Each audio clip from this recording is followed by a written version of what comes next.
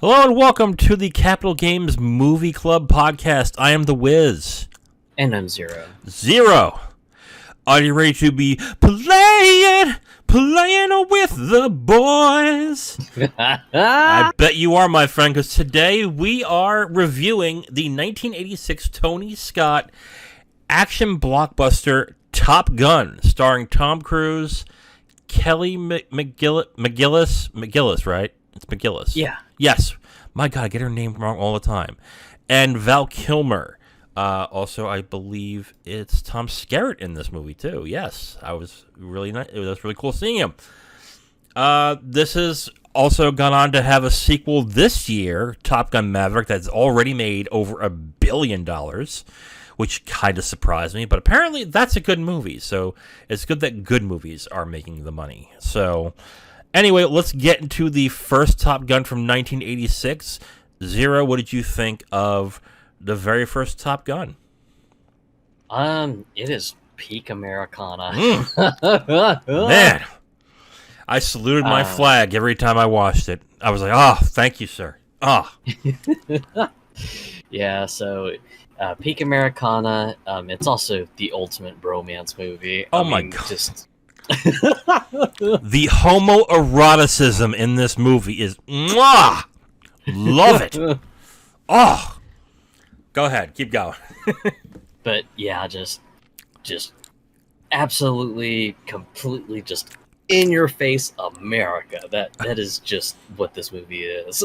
Oh, definitely. And it's I sat here watching it last night.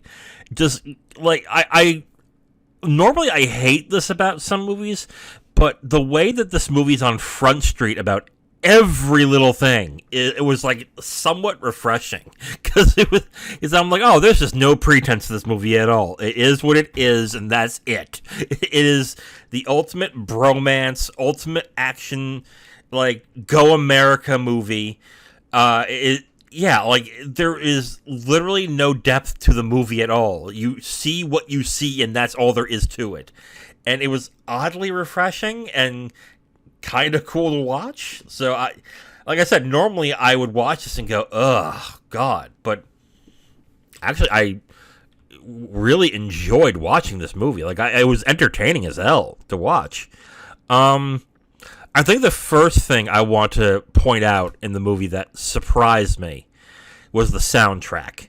Like, before we get into, like, real nitty-gritty things about the acting and the directing, but the soundtrack to this movie is awesome. Like, boppers throughout the entire movie, whether it's the main soundtrack, like Kenny Loggins and Cheap Trick in the movie and Berlin, to, like, even minor things from, like, Otis Redding. Like, they chose every single song perfectly, and it fits so well. Even if it makes no sense that guys that are essentially, I think they're in their 20s, I think the characters are in their 20s, and they're singing, like, Great Balls of Fire, which made little sense to me. It's like, why would these kids, these young, want to listen to Great Balls of Fire? Wouldn't they? But anyway, that was strange to me, but it still somehow fit, like, into the scope of the movie, with just being this, like, silly, jingoistic, yeehaw America movie that I just couldn't help but utterly enjoy throughout the entire runtime. It was just a fun movie throughout, and that's with me just seeing it just many years ago in the 90s with my dad, and then saw it again during my 20s and when I was in college and stuff like that. And yeah, it was just like, yeah, this movie is still fun as hell. Yeah, and most times these blockbusters, as time goes on, really starts to lower in quality. And when the sheen of, let's say, the CGI or the stunts don't entirely work out, or they don't look as good. But since this didn't have much in the way of let's say, movie magic, I believe that a lot of this was shot with planes in the movie. So that showed off very well. This is like the ultimate. I would say this is probably one of the best blockbusters I've seen I've really ever seen. Really, like movies that are, and this is like quintessential summer blockbuster. This made tons of money in '86 when it came out in the summer. So I thoroughly. I enjoyed it. Like I thought it was so much fun watching it.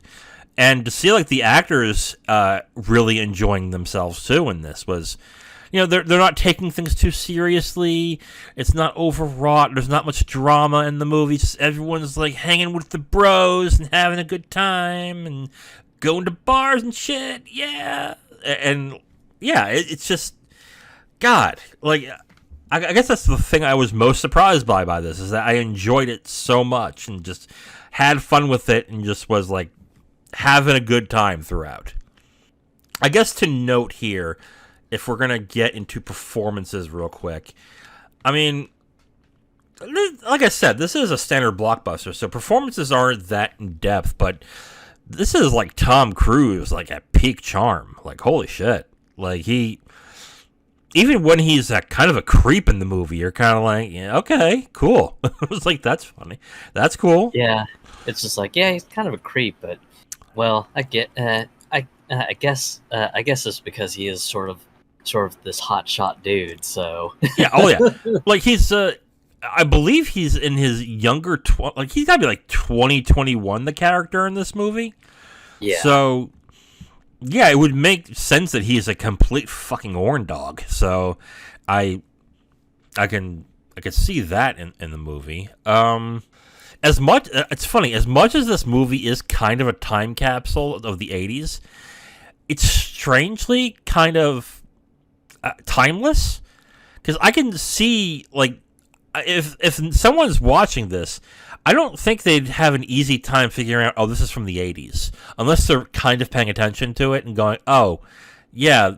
Like for example, like Tom Cruise would be wearing a helmet when he's on his motorcycle. He wouldn't be doing it without it. That's illegal now. So that's one thing. And I would guess like jukeboxes being like in the bars would be another thing. So that would kind of date it. But like that's if you're paying attention. But the movie, despite it being a relic of the 80s, is actually, I would say, fairly timeless. Even though it is definitely an antique of its time, it's still definitely timeless in a way too. It's sort of this weird sort of, I guess you could say, characteristic of the movie that it both is an antiquity of the 80s, but also just timeless to watch as well too. Right. And the music, I think, is what dates it too, but the music is so damn good that I just don't care. Because definite bangers in that movie. My God. Like, I already knew of Danger Zone. Like, that was like immediate, because that's like an ethereal kind of, like, if you pay attention to movies, you know Danger Zone is synonymous to Top Gun. But like, and I know the in joke now about Top Gun is it is probably one of the most homoerotic movies you could ever see without it being about homosexuals. So when the playing with the when the one scene where playing with the boys is playing and it's a bunch of topless like guys in short shorts playing volleyball, I was like, oh my God. Like that's the thing about this movie that's hilarious. Like, people get angry when people would get angry when people would say, "Oh, that is so homoerotic." No, it's not. It's bros being bros, being broing out with each other. It's totally masculine. Like, this is a film with a bunch of really attractive guys, half naked most of the time, and if they're not half naked, they're sweating through their pores, or they're in showers together. Yep. And just like, and with their arms around each other in certain scenes. Like, I'm watching this going, what the hell is this? And of course, you've got all the dudes in the uniform for those who have a kink for dudes in Oh, uniform. good, yeah. That's it. They're either half naked or they're in uniform, which is just there we go. It's great. Let's get to the action real quick. I mean, the action still surprisingly holds up. It's pretty good. It's not the most exciting, but it's fun. It's fun to watch, especially when you realize, oh, these are just training exercises. But they still managed to make it exciting to watch, which I thought was surprising. Yeah, especially because just the way that they sort of set up the training exercises is that in a way it's a game, but in a way just the game does have high stakes because you have to be within like a certain percentage to graduate was how the movie set it up and everything. Yeah. So just there are definitely stakes, but of course just with Maverick being kind of the hero character, it's just like, yeah, he can't fail. Of course. And we'll point out Tony Scott, who is the director of this movie.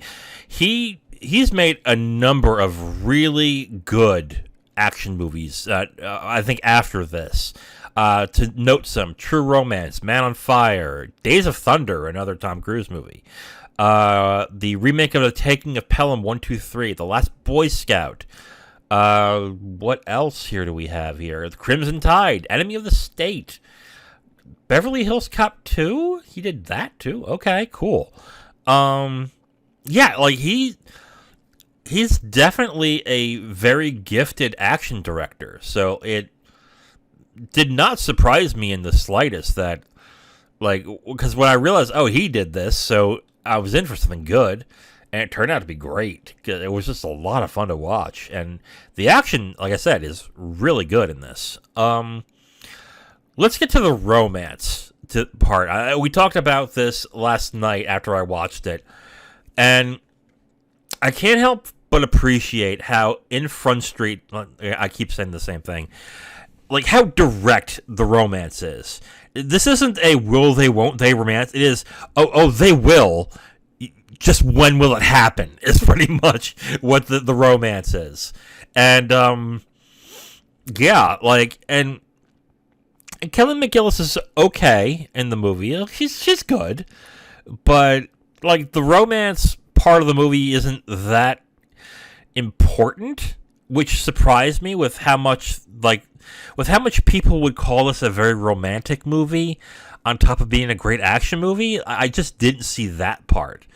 But, yeah, it's like, the romance is okay, but it clearly was not the focus of the movie at all. Yeah, and for me, the directness of the romance piece of it, I thought was kind of nice because for me, just I always hate it when just a romance movie just pulls back and forth, and you just end up kind of proverbially screaming at the screen, going, "We know you like each other, just frickin' admit it to each other, damn it." Now, Zero, well, okay, yeah, some movies do it horribly because you know what's going to happen, and you're like, stop toying it around and just do it, please. But if they're written well enough, they do end up being pretty good. Like, they're good movies. Like, one I can think of is Notting Hill, one of my all-time favorite romance films, where it is a will they, won't they, that they clearly like each other, but certain circumstances keep happening where they just aren't together. But, yeah, like, the formula doesn't bother me so much as if it's done poorly. When it's done poorly, it's painful, but yeah, like, I have no problem. I have no issue with the formula itself. It's just how it's executed. But you're not really a romance type, though. A romance film type, are you? So. Yeah, definitely not Okay. much for romance movies, but yeah, just if the push pull is done with a little bit of care, that kind of gets you kind of intrigued and invested. That it's kind of like a balanced dance. Then yeah, it can be fun. But yeah, Right. just. This movie was just kind of like, yeah, here we go. It's just like, all right, got it. Yeah. Yeah. So it just matters if you can believe the tension, you can believe the push and pull. But you're right. This movie just says, oh, "Fuck that! They're gonna sleep together." I mean, just give it some time. It will happen. Don't worry. So I just thought that was hilarious. Like, I just sat here going, "Oh, so how are they gonna pull this?" Oh, they're not doing anything to make it less obvious that they're gonna do it. Okay, sure. But it worked for the movie because you don't have this overwrought romance going on in the middle of the dogfighting. Like in I would say in a lesser kind of film, the character will be struggling with being Top Gun while struggling with the fact that he is in love with this young, vivacious, beautiful woman. And he is torn asunder by the conflict of being the best he can be while being the best man he can be for that woman. And I would just sit here going, this fucking sucks. Can we get to the planes, please? Thank you. And I'm actually really glad I would say they resolved the romance in like 45 minutes, essentially. Like, it went from they meet to, yeah, they're interested, and I think it's the woman who pretty much, it was McGillis' character, Charlie, who pretty much says, yeah, I'm interested, to essentially what goes on throughout the film. So, yeah. Anything else we can talk about before we get to spoilers, since we've just spoiled the romance angle? No, I mean, just really just overall, it's just a plain fun movie to watch. It's peak Americana. It's it goes a little heavy with the bromance angle, and but that's what makes it good. And then, of course, just you've got heavy eye candy for all the male actors, for anyone who's of the persuasion and very interested in males. Just it's just a gigantic package that, even though it's an antique of the 80s, it's also just so damn good, even in the modern day. Yeah, I'm inclined to really not like 80s anything, any 80s media, like music. 80s music I hate. A lot of popular 80s movies I just don't like. Something about the way the 80s did their media just sits wrong with me, like, almost all the time. But this, I really had a lot of fun watching this. So this was, like, from the soundtrack to the action to the way they did the romance angle and certain things in the movie. I mean, to me, it worked. It was a lot of fun. Okay, so do you want to get into spoilers? Yeah. Okay, so at this point, we're going to get into spoilers for Top Gun. If you're one of the 5 like me beforehand who haven't seen this film, you can stop now and come back to it when you're ready, and we will go in 5, 4, 3, 2, 1. Okay, can we talk about how creepy it was that Maverick went into the ladies' bathroom to pursue Charlie? Yeah, that was pretty creepy. It was just like, dude. I'm sitting here like, no, you're not gonna, no. Wait a minute, no. And he does it like, good God, what are you doing? And the fact that the girl and the woman's like, oh, hey there, stud. It's like, what are you doing here? I'm like, what is this? Yeah, I was just like, yeah, that's not how that goes, but whatever.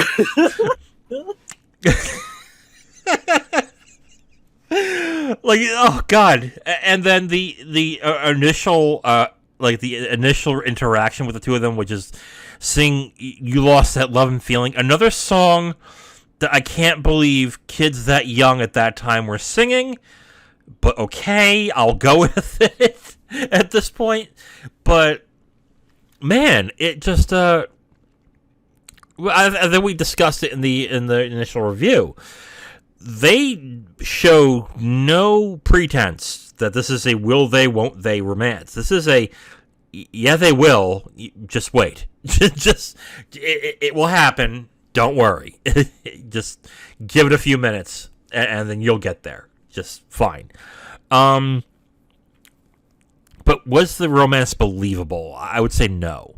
Like, if definitely not. No, like if unless you're one of those people who are like, oh, the good girls like the bad guys kind of thing. It was just like, Maverick is a fucking creep.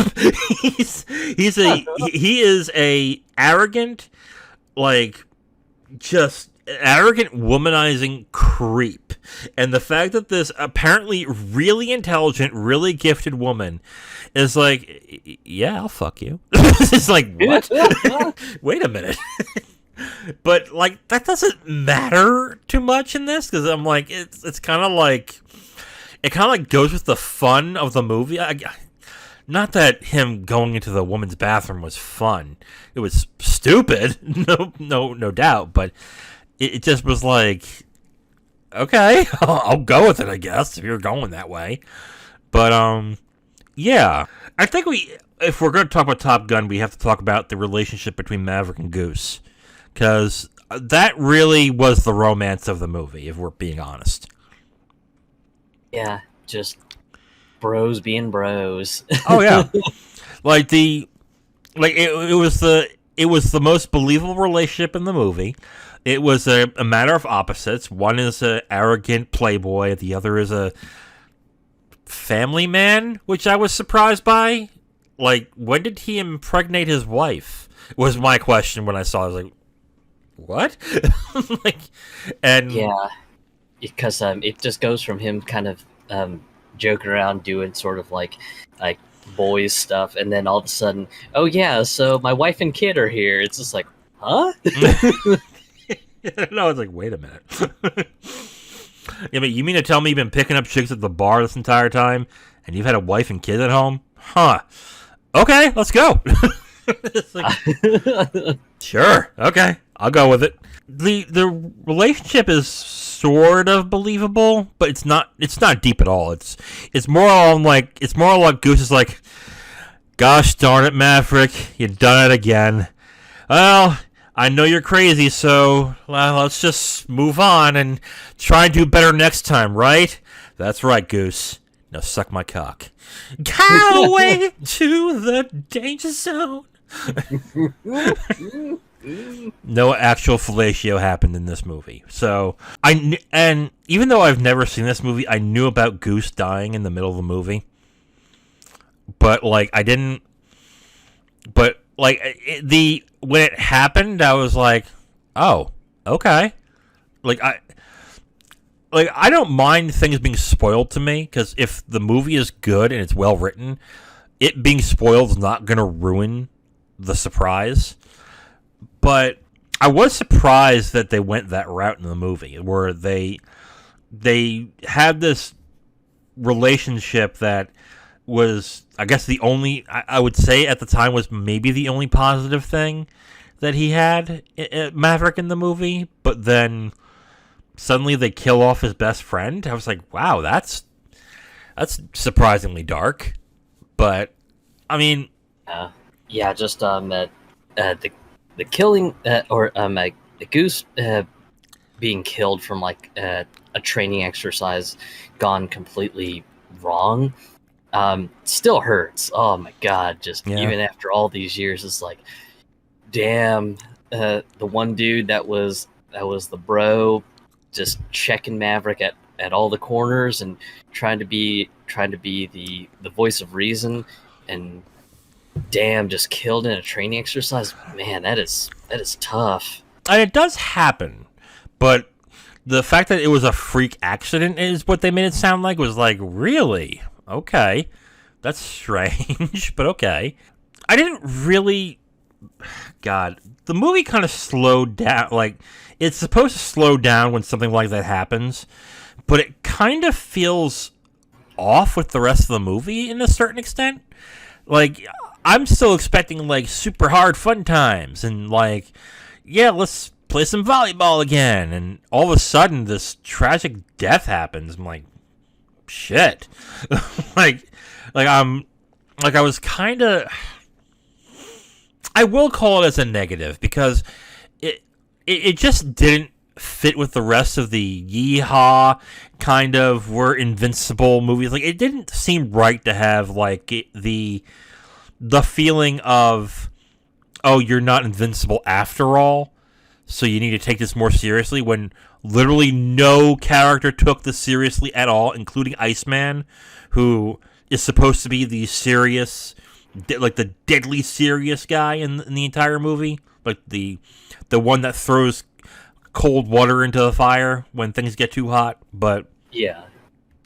even he wasn't taking it as seriously. So for it to get to that serious of a thing that happens, to where then you have to be like, oh, his son's an orphan now, or I mean, his son won't see his father anymore, or oh my God, how is Maverick going to deal? Like, it just seemed really off for this movie, because like the way that Tom Skerritt's character Viper put it was basically, forget about it, you have to move on. Was just like, fuck. I'm like, damn, that's what you got to do in that situation. But that still is kind of like, ooh, that's a harsh buzz. Yeah, it was just like, wow, that is a brutal and fatalistic way of saying, yeah, you're gonna have friends die every once in a while. It's part of the job, so get over yourself. It was like, whoa, shit, that is real fatal. God. And I think at that time, like, people didn't take movies and entertainment that seriously, so they probably didn't pay attention to that part too much. It might have been the time where they went to get popcorn or went to go pee because the thing started slowing down, or just in general. I think people started thinking more deeply about movies and connection until probably the 90s, around that time, where where people started watching blockbusters and demanding a little more of a realistic representation, or a more realistic, that their characters are a little more realistic than just a cardboard cutout of what you'd want a character to be. So I think that's just before the time, and it was just kind of weird to just be watching this movie, having a good time, and suddenly cold water is splashed on your face, going, fucko. So I thought that was kind of weird. Yeah, and your mention of just being waterboarded with sadness, yeah, I can definitely see that, because I know when I had watched it originally with my dad back in the 90s, that was kind of how I felt. I was like, damn, Jesus, what the shit? It went from like vibes of hell yeah, we're having fun, we're acing the class, to oh shit, my best friend just died. Yeah. And one of my superiors is basically telling me to get the fuck over it. Jesus, what the shit? Like, waterboard me with sadness, why don't you? I would have much rather the plot line to be basically, have the romance that just lasts 15 minutes realistically, but I would rather it have just been the push and pull relationship being between Maverick and Goose, where Maverick fucks up one too many and pisses off Goose, and he's going to have to make it up to Goose in some way to make it realize that they need each other. I think that would probably have been the better thing to do than to just kill Goose. Which, I mean, and God, I know I'm one of the few people who thinks this, but because Goose dying in this movie is kind of iconic. It's a twist in the movie no one expected, and resonates with a lot of people. But I just watched it, so I'm like, that's weird that they went from, yee-haw, let's have a good time, to, oh yeah, you could die. So I mean, we could talk about Maverick, really. He's not a deep character at all. I mean, if you didn't, we'll put it this way: if you didn't have Tom Cruise playing this, you would have to have another young actor who is just as charismatic playing this character. I can't see anybody else but Tom Cruise playing this, pretty much, because this is essentially, and especially now with how he is, this is essentially Tom Cruise. Like if you look at Tom Cruise now in the movies he does and the stunts he does, like, you can look at Maverick and go, oh yeah, like, Maverick is Tom Cruise. So this is why it works so well, because Tom Cruise is fucking nuts. So it makes sense. And I even on just watching it again, just, yeah, Maverick is definitely a little bit one-dimensional. Just, I mean, he is what he is. He's an ace he's an ace fighter pilot who's got one hell of an ego, and just that's Yeah. really most of the movie. Sure, they kind of try to humanize him with the death of Goose and everything, but even then, it doesn't really humanize him that much, because when you get to the end of oh my God, we've got unknown planes in the Indian Ocean, and we got to suit up and go. I mean, he's just back to super ace pilot again. Yeah. I mean, the film is filled to the brim of one-dimensional characters. You have the cigar chomping admiral who's like, God damn it, Maverick, you're making me pull out my hair even though I'm bald, and shit like that. And you'd have the stern pilot who is a father figure to an extent. You have the best friend, the plucky best friend, the crazy wife, the sultry blonde who's the love interest that really isn't much else, really. So, yeah, like, all these characters are one-dimensional, but I don't mind the one-dimensionality in this, mainly because it just kind of fits with the vibe of the movie. Like, it just... Yeah. So, like, at this point, I don't mind that they're pretty much skin deep and as deep as a puddle, pretty much, but... Yeah, I mean that's fair criticism. I could definitely agree with you there that they're one-dimensional. Which is kind of why it's kind of hard to talk more about this movie, other than just saying like characterizations and everything is one-dimensional. I did think that kind of the I guess you could call it prep school sort of like vibe that was going on was always kind of funny to see, because you just like when Charlie makes her reveal of, hey, yeah, so I'm the Pentagon person who pretty much knows a whole bunch about planes and everything, and of course just Maverick being the smart ass when she's like, oh yeah, so the Russian planes can't do like a negative 4G maneuver, and then he's just like, well, I call bullshit because I observed it. And then, of course, she's just like, okay, well, you want to share details? And then, of course, just kind of the prep school vibe, just Maverick just says, yeah, that's classified. And, of course, you hear the kind of the chuckling and giggling of all the other people in the Top Gun class just kind of laughing. And I was just like, God, this just has the vibe of, like, prep school. Oh, yeah. Just a bunch of immature little dickheads who are just pissing off the teacher, of course. Yeah, but that's like kind of the vibe of the whole movie. It's just a movie you can't take super seriously. It's just a fun ass movie to enjoy. It's my definition of a popcorn movie. Turn off your brain and enjoy, and that's essentially how I enjoyed this movie. Not thinking about things too much, and then when I did, it was kind of funny to think about it. But yeah, like. And I think everyone has gone on to do this with this movie. Turn off your brain, have some fun, and just have a blast is basically what the movie it really entails. Anything more to add on this? I mean, there's not really much more to talk about, I think, when it comes to the movie and spoilers, unless there's something specifically that, like I'm not getting, or like basically I'm not pointing out towards that. Like we talked about the music, right? Like the music is fantastic. Like yeah, I mean we briefly went over it in the beginning, but I mean if you want to kind of go into more granular detail, just. I mean, I just think that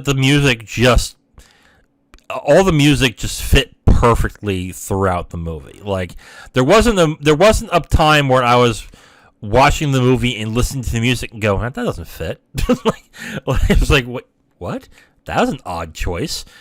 But it not only fit perfectly with the movie, but it enhanced what you were watching, which really is the best thing you can do with the soundtrack. Is basically not only choose the right songs that fit with the mood, but also enhance the scene. Which the music, I think, is pretty damn crucial in this movie. Like, I thought about it after I watched the film, and I'm like, this is probably one of the best soundtracks to a movie I've heard, like next to maybe Forrest Gump. Like, I think it fits that well.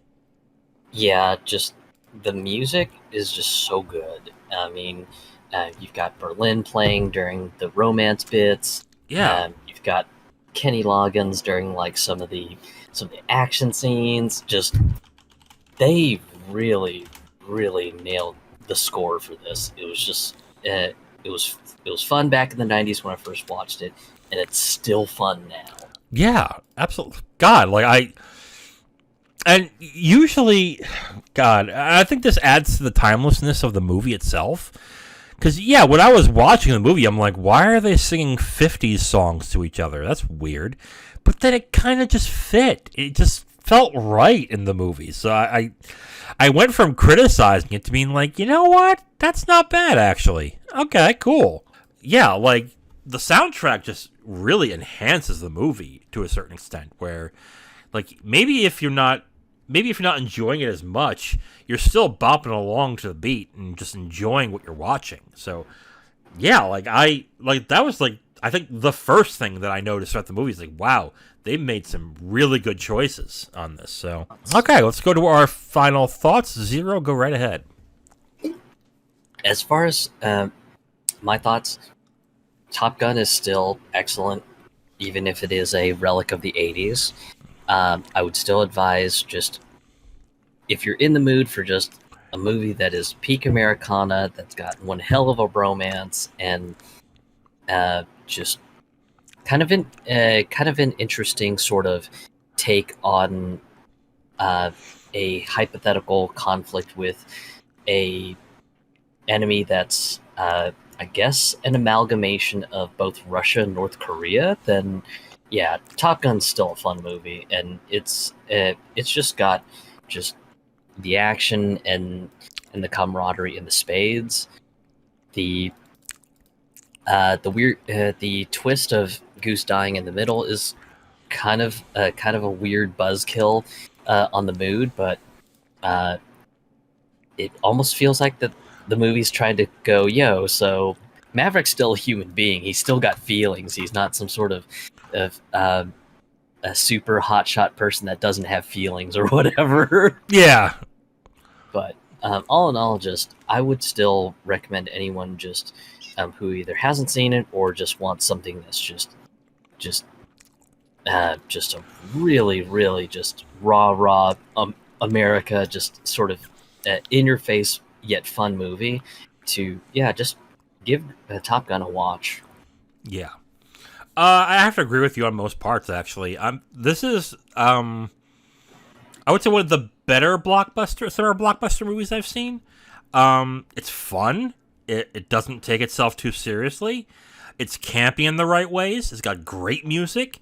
It is a blast to watch, really. And the action is good. Like, it really is just in having fun with a movie, Top Gun is just a lot of fun. I did find the buzzkill part of it weird, but that's only for like a small portion of the film, really. But yeah, it really is just a lot of fun to watch, and the music is just perfect in this movie. Like, I can't get enough of how good the soundtrack is. So, yeah. If you're one of the few who haven't seen it yet, definitely watch it. It's a lot of fun. And if you're going to watch it because you heard Top Gun Maverick is making all sorts of money and is popular, I mean, you can't go wrong by watching this first. So now after watching this, I'm interested in Top Gun Maverick and see what they do with that. So, yeah, good movie. I have to agree. So before we get to our question, I want to point out a passing that happened today. Legendary actor James Caan died today at 82. He was 82. Zero, we talked beforehand. You're not really familiar with his work, but he did some excellent work in The Godfather. He also was in Thief. He also did some small roles here and there in smaller movies like Bottle Rocket. He was also in Elf for a period of time. And I want to point out like maybe a cute little movie that some people can watch called Mickey Blue Eyes with Hugh Grant. That was kind of fun, but he was good in it. But of course, and Misery. Everyone will remember Misery, of course. But yeah, James Caan, a unique actor who basically played himself throughout his entire film career and made a career out of it. And there's few people like that get to do that and do it well. So rest in peace, James Caan. Really good actor. Sad to see it go. Did you have anything to add on James Caan? No, since I'm not really familiar with his work. That's fine. Okay. So, Zero, we are at the end of the podcast. So, we are at the point where I have a question for you. All right. So, I'm going to choose violence today, Zero. And what I'm going to ask you will probably get us all into some trouble. So, here we go. Zero, what do you think is the most overrated movie? Ooh.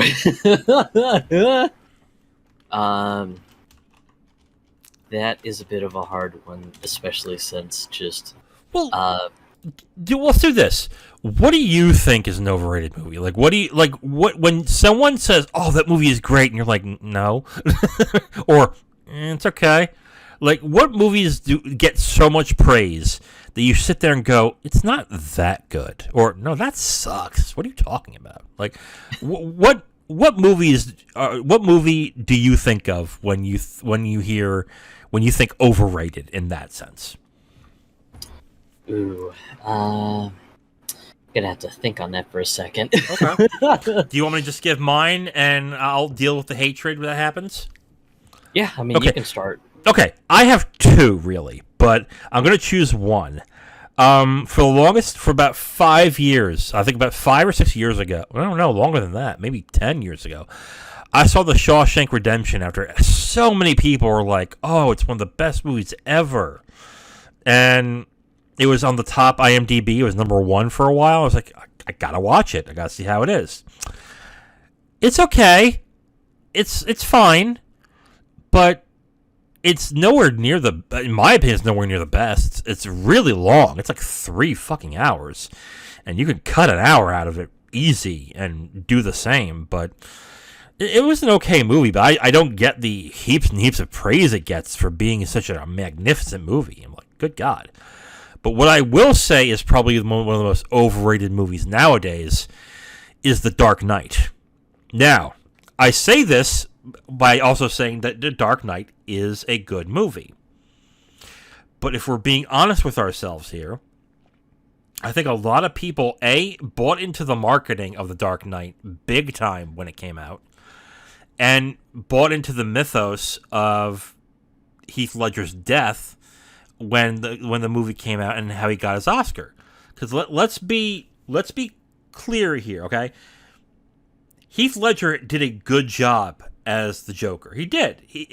And if he was still alive today, he would probably be more popular now than ever because of that film. I agree with that. He shouldn't have won the Oscar though. Like, especially, God, like, to me, he won the Oscar because he died. And because the studio, I think it was Warner Brothers, the studio that made it, basically profited off his death so well and marketed so much towards Heath Ledger, and because of that is how he gained all this notoriety and being the best performance of all time.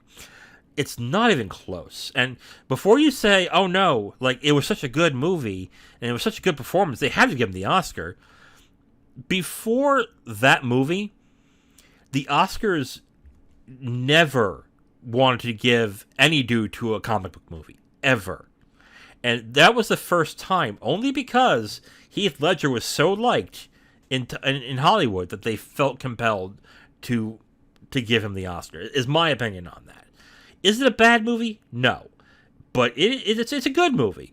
But The Dark Knight is not even the best movie of that trilogy, to me. So for people to say, like, "Oh, it's one of the best movies ever," come on, let's be real here. So I'll get hatred for that. So go ahead. What's yours? For the American movie scene, As much as I like the movie, Full Metal Jacket is one that gets just a lot of praise, and just I think the praise is more just uh, with with more respect to just, hey, just um, it's an interesting sort of war story and everything, but at the same time, it's just I think a lot of people tend to miss the story that the movie is trying to tell, which is just the brutalities of war itself. That they aren't necessarily material in form, but there are brutalities that do take form in sort of mental illness and everything. Right. And again, I love Full Metal Jacket, but yeah, just it it's always interesting when someone's like, "Oh yeah, that movie is so good. Oh gee, it just so much action and stuff." It's like, Not really. it's just like, no, not really. It's just like, this is more of a retelling of just the brutalities of war, and you totally missed the point. Yeah, And it's about the dehumanization of somebody that goes through basic training and becomes a soldier. Like that's what it's about. So yeah, for someone to praise it because of the action is really weird.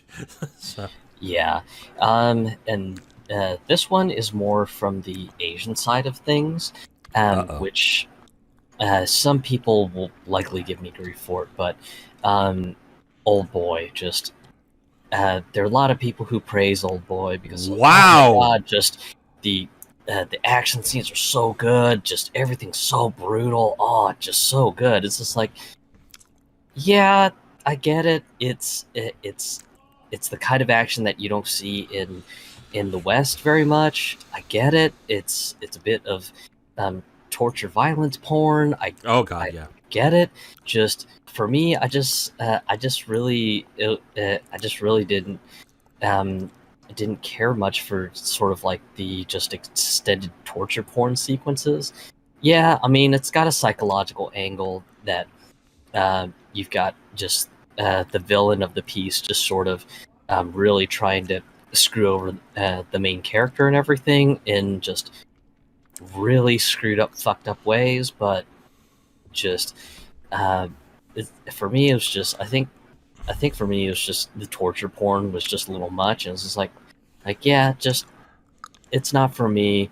But at the same time, just because it's torture porn doesn't make it somehow like one of the best movies in Asian cinema. Come on. I you know, I have to praise the hallway scene at least. Like the hammer scene in the hallway where he's fighting all the, like that was a good scene.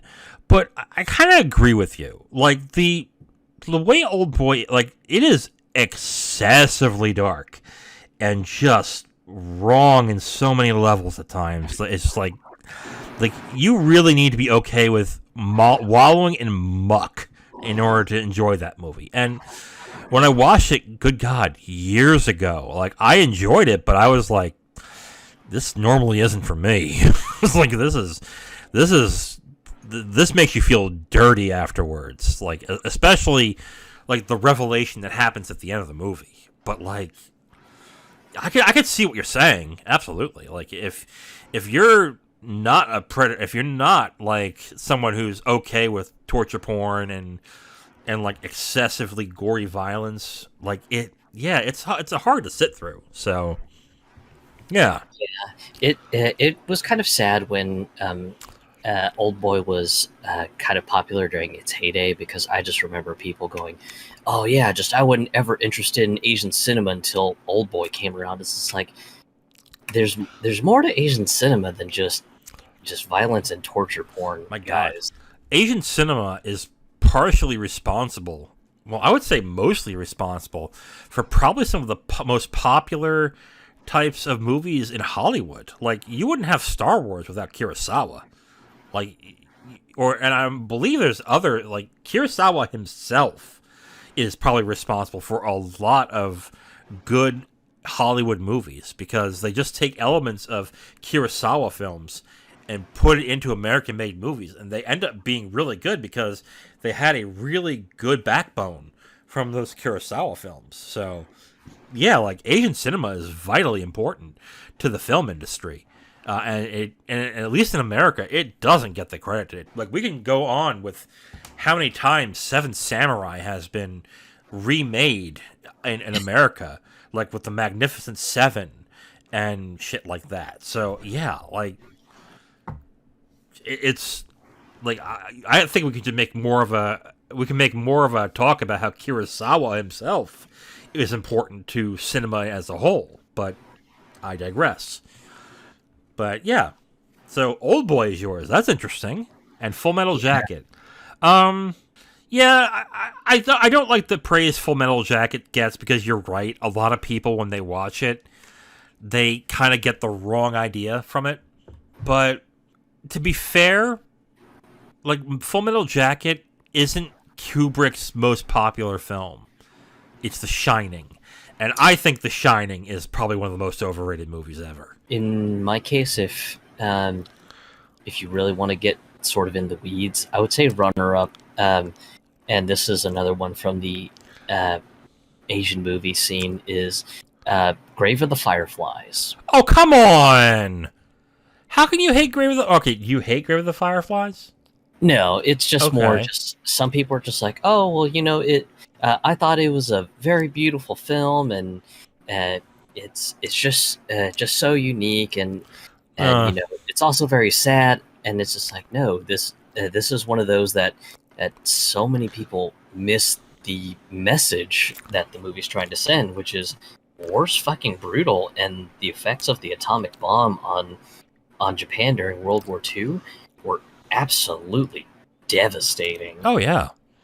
That's one of the stories in it, though, but it also is about, basically, it is a story about misplaced love in a way, because it's been a while since I've seen the movie, and I personally love the movie, but it really is a story about how this young kid wants to be a man so badly that it turns, like, it's a small part of it's the big part of the story, but it's not the whole story. But it just turns into the folly of a young man who just so badly wants to be a man and wants to be an adult and take care of his sister, but the disaster that happens soon after, like, it's a devastating movie. Like, oh, God. Oh yeah, just I know the first time I watched it, I ended up having to just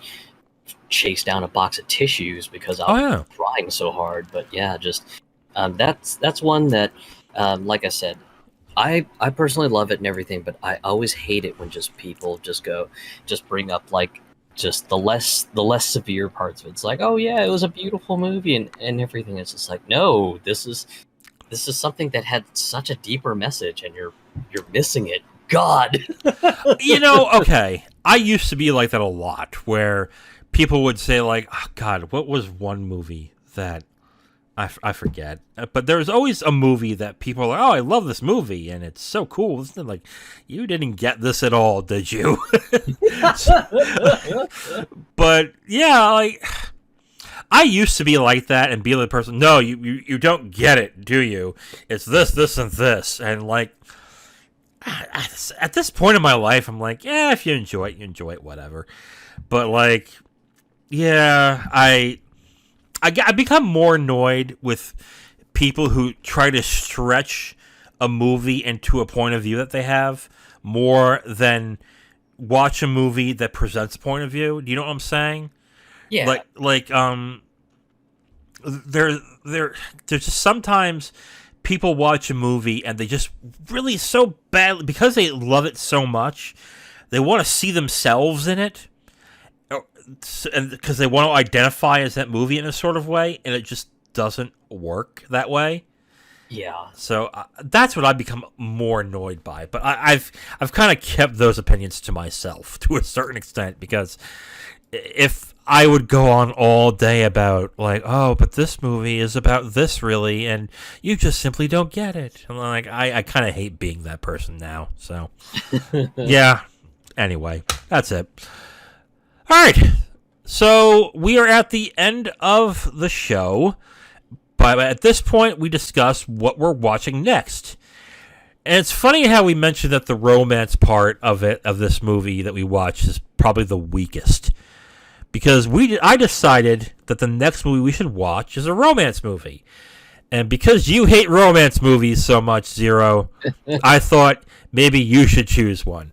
So, Zero, what are we watching for next week? Next week's feature will be Crazy Rich Asians. My motivation for picking it is I've gotten so much grief from my family, who we all are of Asian descent and everything. And it's always been a little bit of a pain point every time we have like a family meetup. It'll be like, oh my god, how in the hell have you not seen it? And I'm just like, guys, I'm not much for romance movies. Come on, lay off. Do what I used to do when people would question, like, how come you haven't seen Back to the Future? Because I have taste. That's what I would do to piss them off. It's like, because I have taste. That's why. So, I don't hate Back to the Future, by the way. I just say that to piss people off. But okay, we are going to watch I think it was 2019 that came out. The 2019 Summer Smash, Crazy Rich Asian, 2018, I should correct myself. The 2018 Summer Smash, Crazy Rich Asians, is on HBO Max right now, so if you're going to watch with us, go ahead, you can watch it on there. I already like the cast. Wow, okay. Constance Wu, Henry Golding, and Michelle Yeoh, okay. And Gemma Chan, okay. Aquafina. Why? Yeah, Aquafina. Why? Okay. You know what? I'll stop there. Okay. So on that note, that'll be the end of this episode of the Capital Games Movie Club podcast. Tune in next week where we watch Crazy Rich Asians. I am the Wiz. And I'm Zero. We'll talk to you next week.